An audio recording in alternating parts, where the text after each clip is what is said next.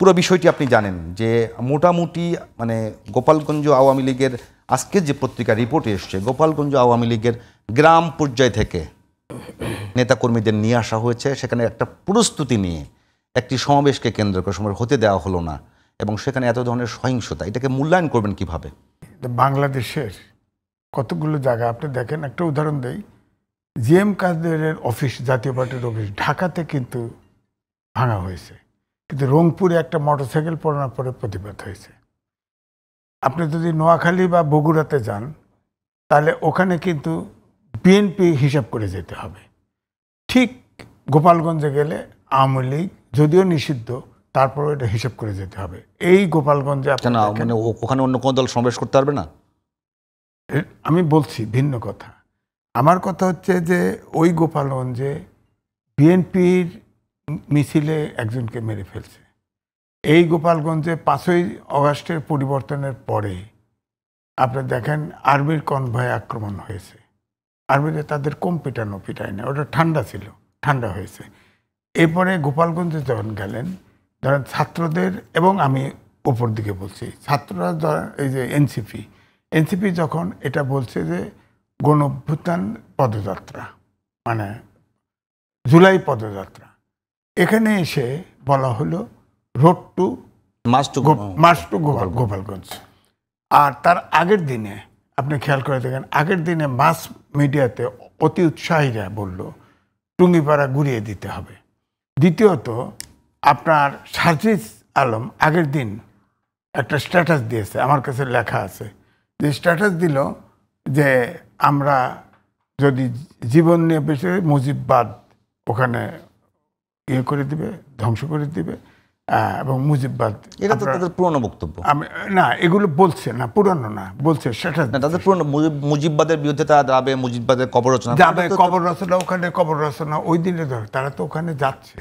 আমার বক্তব্যটা আমি বলতে চাচ্ছি যে আপনি বলছেন যে জুলাই পদযাত্রা, ওখানে যায় আপনার এটার টাইটেল বদলে গেল কেন? তার মানে এটা হলো একটা উস্কানি। এর আগে মাস মিডিয়াতে অতি উৎসাহীরা বলল, তারপরে সার্জিস একটা দিল যে আপনারা সব মার্চ করেন এখানে, মানে টুঙ্গিপাড়াতে। তো এই জন্যেই এটা হলো এক দিক। 2 নম্বর দিক হলো যে ওখানে ধরেন পুলিশ বলেন, গোয়েন্দা সংস্থা বলেন, আর্মিও তো কল দেওয়া হয়েছে, আর্মিও আছে, সবাই আছে, তাদেরকে বলা হতো, তাদের রোড ডাইভার্ট করে দিয়ে যেত। যদি পরিস্থিতি সামাল দিতে এত ঝামেলা হয় তাহলে ওই টুঙ্গিপাড়া পরে করতো পরিস্থিতি নিয়ে, অথবা পুরা ধরেন সিকিউরিটি ফোর্সেস কর্ডন করে এদেরকে এই সমাবেশটা করতে দিত, ওখানে মার্চ করতে দিত। কারণ তাদের যে ধারণাটা তৈরি হয়েছিল যে হয়তো 32 নম্বরের মতো টুঙ্গিপাড়া শেখ মুজিবের মাজারও ভেঙে দিতে পারে, এরকম একটা হাইপ উঠছে, যার ফলে এটা হয়েছে। তো আমার বক্তব্য হচ্ছে এখানে আমি বলবো, এই হাইপটা কি কোনো পক্ষ থেকে ঘোষণা করা হয়েছিল? এরকম তো আমরা দেখি না। অতি উৎসাহী মাস মিডিয়াটা বলছে। আর সার্জিসের স্ট্যাটাসটা দেওয়া ঠিক হয়নি ওই মুহূর্তে, আগের দিন এই স্ট্যাটাসটা দেওয়া ঠিক হয়েছে বলে সবাই আসেন এরকম কল দিয়েছে, তো এটা উচিত হয়নি।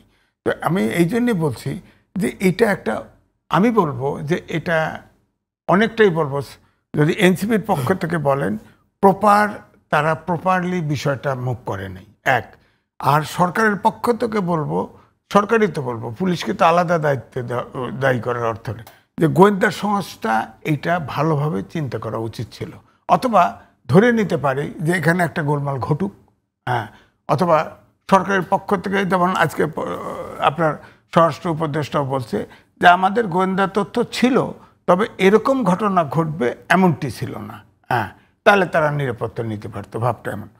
এই জন্যই বলছি যে আসলে আমি বলবো এনসিপির দূরদর্শিতার অভাব, এবং দ্বিতীয়ত আপনার সিকিউরিটি আইন শৃঙ্খলা বাহিনীরও মানে অযোগ্যতায় এই ঘটনাটা ঘটছে। এটা খুবই দুঃখজনক, এটা হওয়া মোটেই উচিত হয় নাই। কারণ ওখানে কিন্তু আমি বললাম বড় 2টি ঘটনা, এছাড়াও ঘটনা ঘটছে। এটা তো যাই বলেন না কেন, এটা তো ধরেন আওয়ামী লীগের আপনি অ্যাক্টিভিটিস নিষিদ্ধ করেছেন, স্থগিত করেছেন, কিন্তু কর্মীরা তো যায় নাই। আর গোপালগঞ্জ বেল্টটাই হচ্ছে এরকম, আমাদের দেশের অনেকগুলো জায়গা আছে, বড় বড় দল, ছোট দলের কিন্তু আছে, সাপোর্টার বেশি। সেখানে গোপালগঞ্জে যাওয়ার সময় আপনার প্রস্তুতিটা ঠিক মতো নিয়ে যাওয়া উচিত। তার মানে মারামারি না।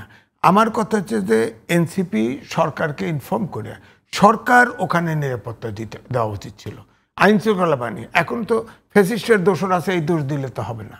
11 মাস পরে আমরা একটা পার্টি মিছিল করতে পারবে না, একটা পার্টি পদযাত্রা করতে পারবে না। এই পরিস্থিতি না থাকলে তাহলে কি লাভ বলেন? এখন তো বলাও হচ্ছে যে এখানে ফ্যাসিস্টের দোষর আছে, এই জন্য এটা হয়েছে। এগুলো কয়ে তো 11 মাস পরে এটা কয়ে লাভ নাই। তো এই জন্য অনেকে এও বলতেছে যে এমন একটা পরিস্থিতি, ওখান থেকে ছাত্র ওই এনসিপির থেকে বলা হয়েছে যে এই পরিস্থিতিতে নির্বাচন হবে কি করে। এটাও খোঁজা হচ্ছে যে এই পরিস্থিতিটা তৈরি করা হচ্ছে যাতে নির্বাচন পিছানো যায় অজুহাত দিয়ে। এই তো আপাতত এইটি বলি।